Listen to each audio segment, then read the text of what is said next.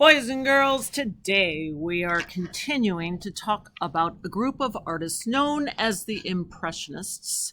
And today we're looking at what they loved to do, which was painting en plein air. That's French. It's French for what I like to call, in real life, in plein air, because that's what it means. Or you can be really fancy and call it outside. There you go. So these guys would go outside. Look at this. This is Pizarro, and he had all of his supplies and his easel on some wheels. So he would roll it out there, and then he would set it up and prop it up with this stick, and he was ready to go. He could paint outside. This is even someone who was painted outside, painting someone painting outside. Kind of interesting. In fact, this is Claude Monet, who is painting there en plein air. Now, Claude Monet is one of the artists who painted like this, one of the first, and we are going to be looking at some of his art today. You can always try and spot his name in the corner of a lot of his paintings, and notice that he was in the 1800s. So here that says 1879, right here, where he would have been making paintings. Now, Claude Monet had property that he loved to paint, and this was when later in life. That's him in the white beard, and he's very well known for having built these ponds and even at an old age painting en plein air outside. He's known for beautiful paintings like this, done kind of like we talked about last week, where we're not fully blending our paint, where we can see the brush strokes, we can see the different colors that were used. And Claude Monet painted his pond over and over and over.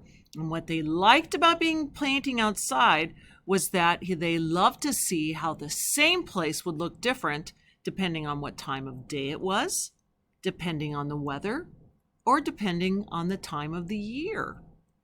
So if you look here, you'll see that Claude Monet not only painted his pond many times, but he painted even his bridge many times. But today we're going to be talking more about his what are called waterscapes. We've heard of landscapes, but if we take a picture, we paint a picture of water, then we call it a waterscape.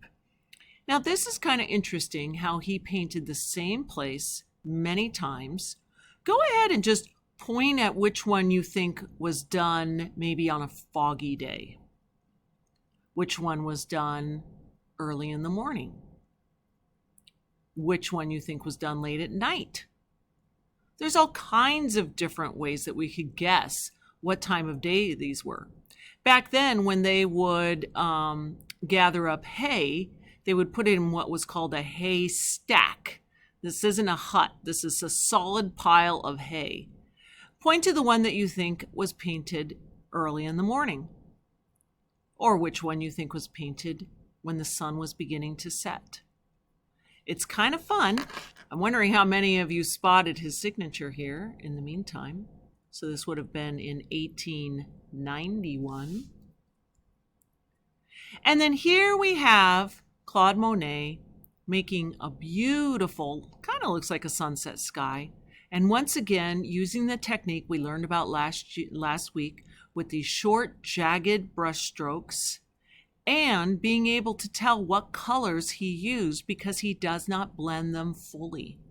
I also want you to notice that he often created a reflection in the water, and we can see what's called the horizon line. Now let's talk a little bit more about that. This is a waterscape or a seascape that he did of an ocean, using much more white paint in this one than in the one we saw previous.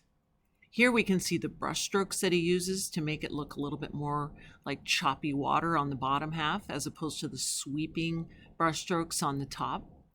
And even here he paints the sky and the trees and the water, but he makes sure to include those trees in the reflection in the water below.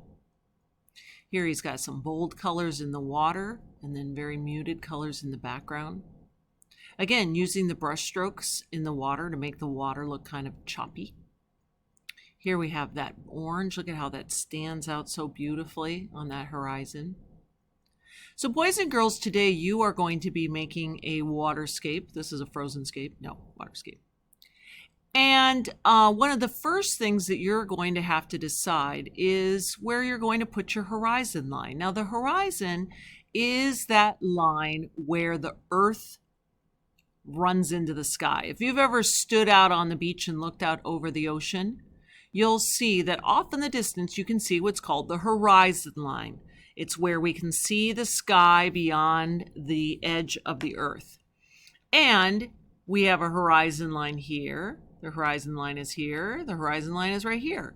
But when you actually go to make a waterscape, you get to decide where your horizon line is going to be. Here in this one, the horizon line is very high. If you like painting waves, you might want to take advantage of that and have your horizon line very high. Here, the horizon line is very low. If you like clouds and a beautiful sky, you can do that. And if you're like, well, I like both, well, then have your horizon line somewhere in the middle.